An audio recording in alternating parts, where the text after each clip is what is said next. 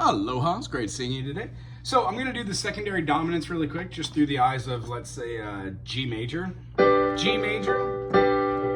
A minor, C major, back to G. If I'm playing a G to an A minor to a C, then going to G. A great chord to hit before going right back to our root, or the tonic, would be the dominant of its chord, the D. So when we play a D as a D7, we get an F sharp diminished triad over the top of a D major. Hear what it sounds like before.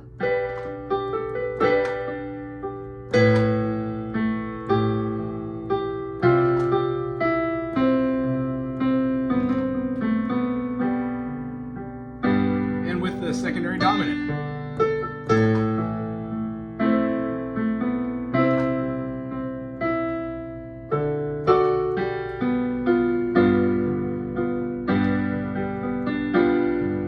And you can do before anything. You could do the A7 right before a D major. You can do an E dominant before an F. You can do an F sharp before a G. It doesn't even have to go to the major, it could go to the minor. So secondary dominants aren't to be used all the time, but they're great passing or leading or lending tones to use in correlation with the melody. So here's a good one, F. These are all downward motion movements. We're going from an F to an E minor to a D minor to a C. Well, our C has a fifth of G. So a G7 would feel great going back into a C major. Without, with.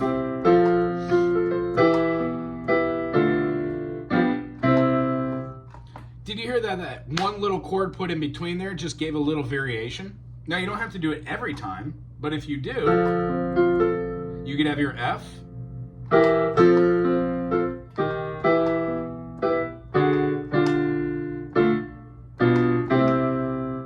that feels a little overwhelming. The E diminished, or the, what would that be? The,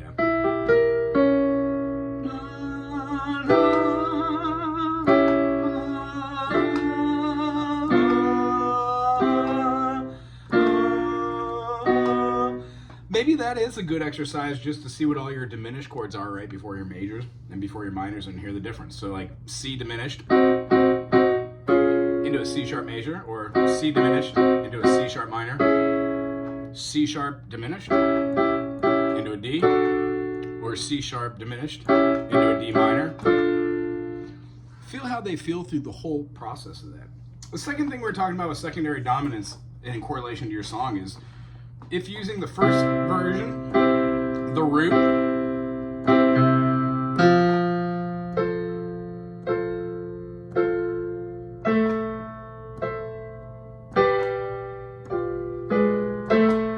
hear how that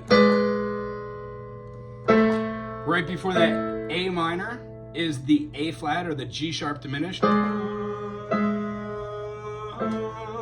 It just sounds gorgeous right before that going into there. So I would beg you, or urge you, try and play along with a couple of these different chords and see if any of your secondary dominants right before it work.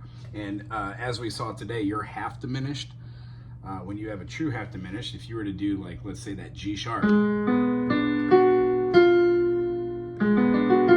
to that F note over the top of it. Sounds great going into a major set, or an A dominant 7.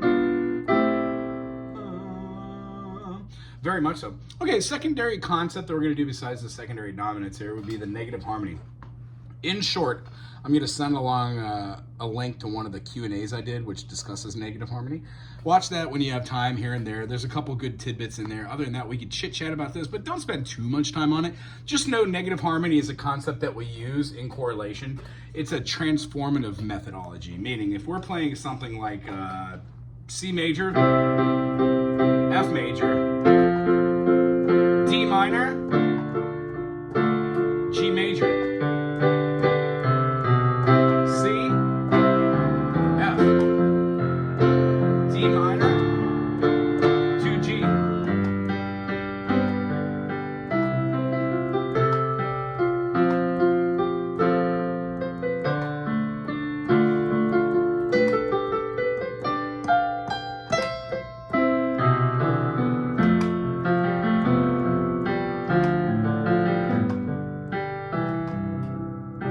can swap out any of those minors, the D minor, for any relative minor in the key. In the key of C,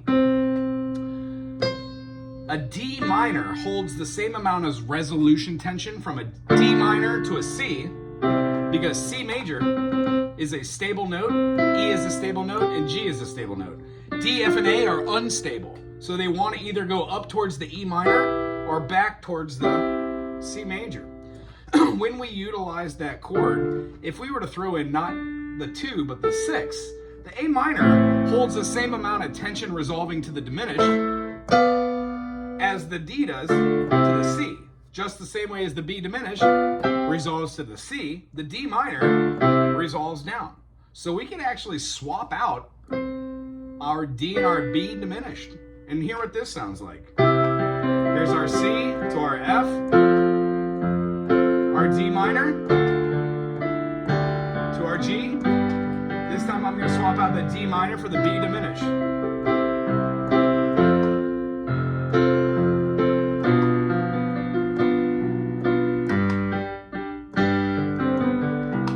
Hear how it works?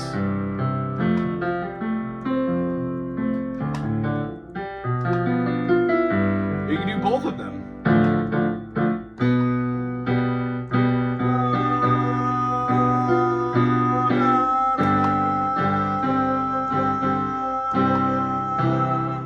So the idea with negative harmonies is, watch the video of course, but we're gonna take that circle fifths, draw it in a different circle, split it down the middle and see how the tension on both sides works. You could do it with chromatic chord structures, or you could do it with diatonic.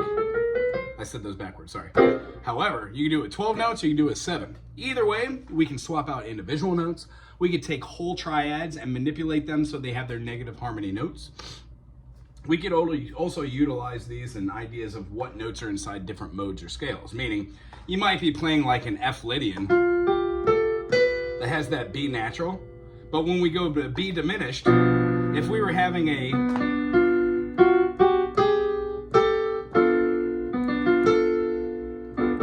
B diminished in its natural form, playing a half diminished, that A flat or G sharp in there isn't actually part of that, is it? So we couldn't play like an F Lydian and then include that note unless that is the aberration, the accidental that we use to give us the melody.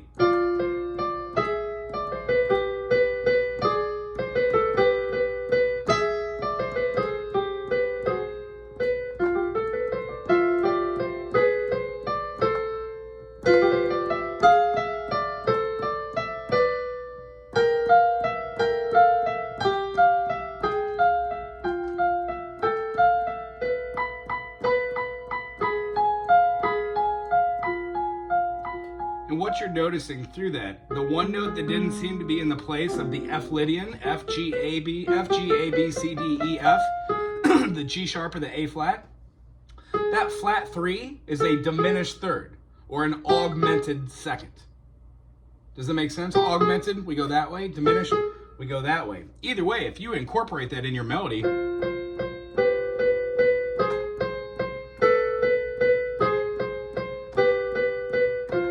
you have to account to it musically by some way. That would alter those 7 notes or 12 notes. So what we do is we try to find out what charismatic tendency that happens to have and how it affects the chords around us. Again, transformative means you're able to use these negative harmony concepts and then utilize that on something that's already written. So if you're playing something like Twinkle, Twinkle, Little Star, how I wonder what you are, you can translate that into Twinkle, Twinkle, Little Star, how I wonder what you are. And that feeling of negative heaviness might not work every single time, as you could tell with Twinkle Twinkle, because our ears are used to hearing happy. Well, when we hear, it changes the concept of how we view the music and notation itself. Good job this week. What we're going to do is we're going to go through 1 or 2 different things next week that relate to both of these in correlation to the song that you're doing for worship. I want to be able to show you how to use like dynamics.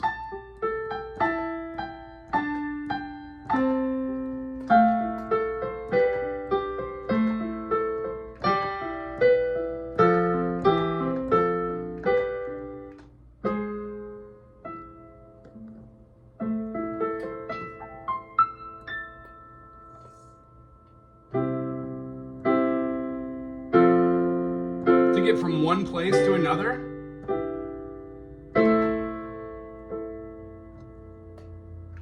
Use those secondary dominants for a little bit of emphasis, and then to be able to resolve that going back to your one. When you're able to do this, aloha. When you're able to do this, it opens up the idea of the keyboard for you, and it allows you to be able to move intermittently through these chords, like using the F sharp diminished to go right into a G. Knowing that the F sharp diminished is just the 7th, D7 of that key is priceless. That's the only thing we're shooting for, all right? Other than that, keep working on your scales. One of the things we would see from today's explanation, if you remember what your pentatonics are, 1, 2, 3, 5, and 6, try and keep some chords down here, maybe an inversion.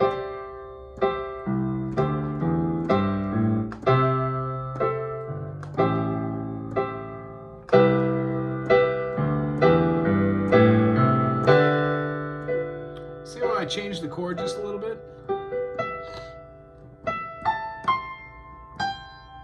As long as we're playing white keys, you're always going to be in the key of C. See what you can do with your pentatonics.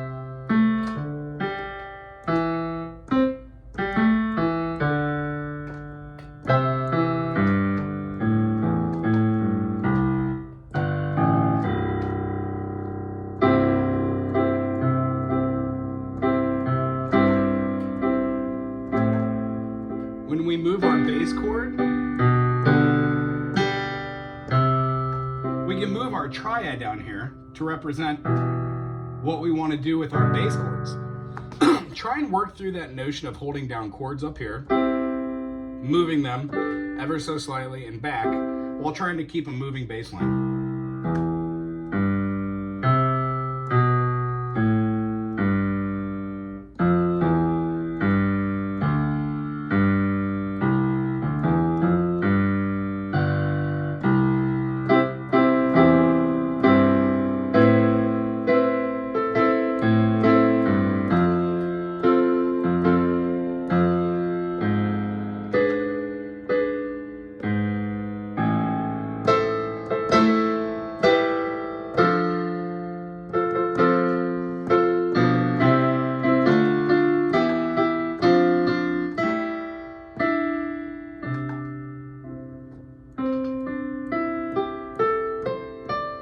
Pentatonics are really where it's at in the beginning. And as we were talking about, move this down to like C sharp and try and do that same thing in C sharp major.